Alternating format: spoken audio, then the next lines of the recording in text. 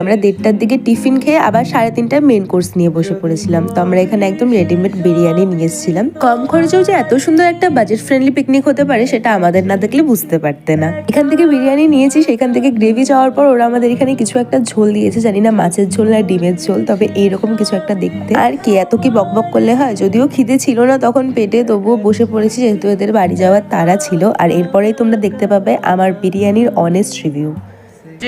এত বাজে যে বলতে পারবো না, খুব বাজে, খুবই বাজে।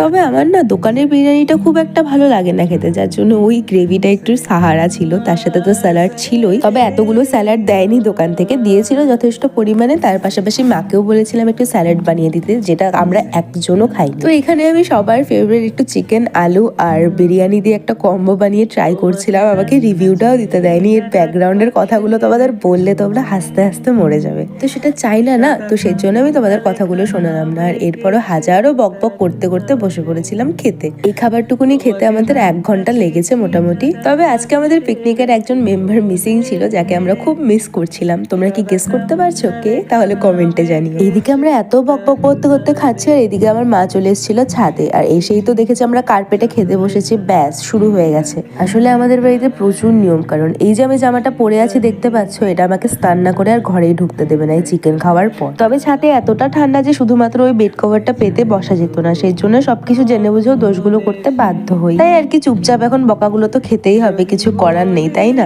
একবার বকা খেয়ে আমার সাহস দেখো না, ছাদ থেকে আমি নোংরাগুলো ঢিল মারছি আমাদের পেছনের পাগারে। এদিকে পেছন থেকে যে মা আমার পেছনে এত চেঁচাচ্ছে সেটা আমি আর পাত্তাই দিইনি। তো এরপর সবাই একে একে বাড়ি চলে যায়। আজকের জন্য টাটা।